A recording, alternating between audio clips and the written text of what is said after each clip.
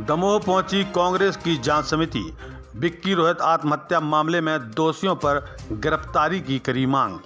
पूर्व मंत्री बोले, जब केंद्रीय राज्य मंत्री प्रहलाद सिंह को पुलिस पर भरोसा नहीं तो हम कैसे करें। दमोह में 23 जुलाई को राशन दुकान के संचालक विक्की रोहित की आत्महत्या के मामले में मध्य प्रदेश कांग्रेस कमेटी द्वारा गठित की गई 5 सदस्यीय जांच टीम के सदस्य सोमवार को दमोह पहुंचे और विक्की रोहित के परिवार से मुलाकात की। इसके बाद टीम के सदस्यों ने जिला कांग्रेस कमेटी कार्यालय में पत्रकारों के सामने अपनी बात रखी, जिसमें पूर्व मंत्री सुरेंद्र चौधरी ने कहा कि जब केंद्रीय राज्य मंत्री प्रहलाद लोधी को दमोह पुलिस पर भरोसा नहीं है तो विपक्ष इस पुलिस पर कैसे भरोसा कर सकती है। वहीं बंडा विधायक तरवर सिंह लोधी ने कहा, यदि केंद्रीय राज्य मंत्री खुद कह रहे हैं कि सुसाइड नोट में उनका नाम है तो पुलिस को उनके खिलाफ भी एफआईआर करनी चाहिए। पुलिस पीछे क्यों हट रही है।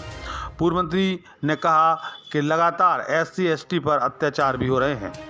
टीम में शामिल पूर्व मंत्री सुरेंद्र चौधरी ने कहा कि सच्चाई सबके सामने है। इस जिले में सत्ता दल के कारण कानून व्यवस्था स्वतंत्र रूप से काम नहीं कर पा रही है, जिसका जीता जागता उदाहरण रोहित विक्की की आत्महत्या है, जो न्याय की गुहार लगाता रहा लेकिन किसी ने उसकी सुनवाई नहीं की क्योंकि वह SC/ST वर्ग से जुड़ा हुआ है। मध्य प्रदेश कांग्रेस कमेटी द्वारा विक्की रोहित सुसाइड मामले में गठित की गई कमेटी में पूर्व मंत्री सुरेंद्र चौधरी, बंडा विधायक तरवर सिंह, सागर शहर अध्यक्ष रेखा चौधरी, मध्य प्रदेश कांग्रेस कमेटी के पूर्व उपाध्यक्ष राकेश राय, रामजी दुबे शामिल, जिनमें से रामजी दुबे को छोड़कर बाकी सभी लोग आज जांच करने के लिए दमोह पहुंचे थे। द SB न्यूज के लिए दमोह से चतुर्भुज दुबे की रिपोर्ट। जब विक्की रोहित मामले की जांच करने आप उनके घर गए थे, क्या आपने पाया है, जो सच्चाई क्या है? देखिए, सच्चाई सबके सामने है। इस जिले में सत्तारूढ़ दल के कारण कानून व्यवस्था निष्पक्ष और स्वतंत्र होकर काम नहीं कर पा रहा है। इसका जीता जागता उदाहरण यह है कि जब विक्की रोहित के द्वारा लगातार न्याय की गुहार की जा रही हो, प्रशासनिक अधिकारियों से जिले के प्रमुख फूड विभाग के अधिकारी हों, जिला प्रशासन हो, कि उनके साथ जो है ज्यादती कर रहे हैं।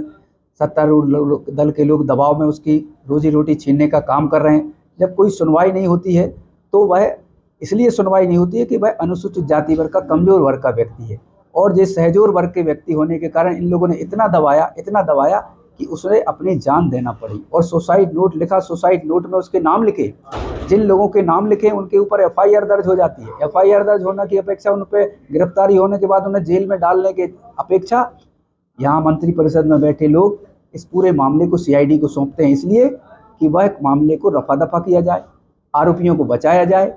इस मामले में ये प्रथम दृष्टा पाया गया है कि यहाँ पर निष्पक्ष रूप से कानून प्रक्रिया काम नहीं कर पा रही है सत्तारूढ़ दल के दमन के कारण। इसलिए हम ये कहना चाहते हैं, हमारे माननीय कमलनाथ जी ने इस बात को गंभीरता से लिया कि ऐसी गंभीर मामले में जहां दलित अनुसूचित जाति वर्ग के लोगों के उत्थान की बात करने वाली भारतीय जनता पार्टी आज उन्हीं के सत्तारूढ़ दल के लोगों की प्रताड़ना से अपनी जान गंवा रहे हों, तो कमलनाथ जी ने हमारे साथ, हमारे विधायक जी, हमारे साथी सदस्यों को यहाँ भेजा और हम लोगों ने यह मौके पर पाया है। वह जो चिंता कमलनाथ जी को थी वो आज हम लोगों को सच मायने में यहाँ देखने को मिली है कि यहाँ अनुसूचित जाति वर्ग के लोग प्रताड़ित होकर मारे जा रहे हैं और सत्तारूढ़ दल के लोग उस मामले को रफा दफा करने के लिए CID को सौंप रहे हैं। इस मामले में गृह मंत्री नरोत्तम मिश्रा की भी भूमिका संदिग्ध है।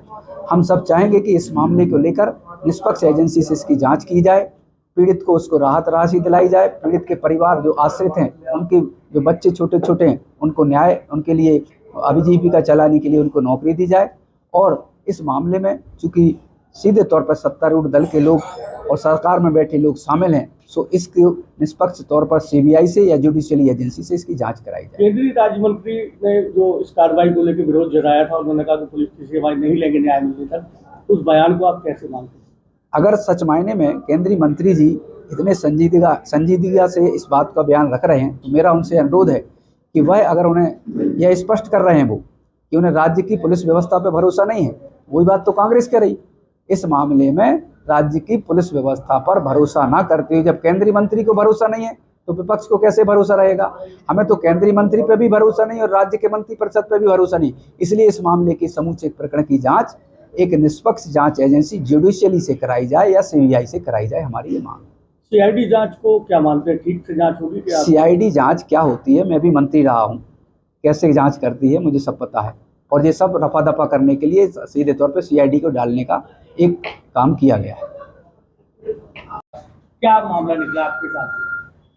देखिए, जो प्रदेश कांग्रेस कमेटी और आदरणीय कमलनाथ जी के द्वारा जो पार्टनरशिप की मनाई गई, आज हम लोग उनके घर पहुंचे और उससे बात करी। तो ये सभी लोग जान रहे हैं कि आखिर बात क्या है। सत्ता में बैठे हुए लोगों के दबाववश जब विक्की रोहित ने मृत्यु के पहले, तो आत्महत्या करने के पहले सुसाइड नोट रखा था और वो सामने भी आ गया, और उसमें जो 4 जो दोषी उनके खिलाफ में कार्रवाई 306 धारा के तहत करी गई और उसके बाद उन्हें पकड़ने से रोक दिया गया।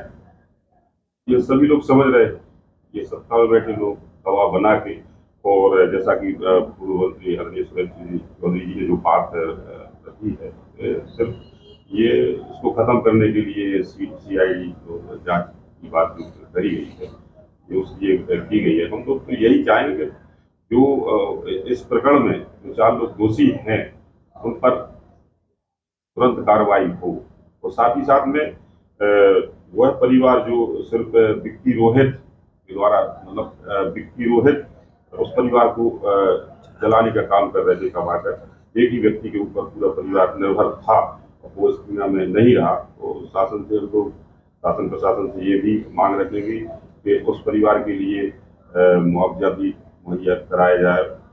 रोहित के जो 2 बच्चे हैं, बच्ची है, एक बच्चा है, उन्हें शिक्षा के लिए भी व्यवस्था कराई जाए, और साथ ही साथ में जो राशन की दुकान थी वो तो उनके पास रहे, और कोई और व्यवस्था भी उस परिवार को दी जाए। दमोह सांसद ने कहा कि सुसाइड नोट पे हमारा नाम है, फिर पुलिस को हमारा नाम भी FIR में शामिल करना था। आप क्या मानते हैं उनके इस बयान?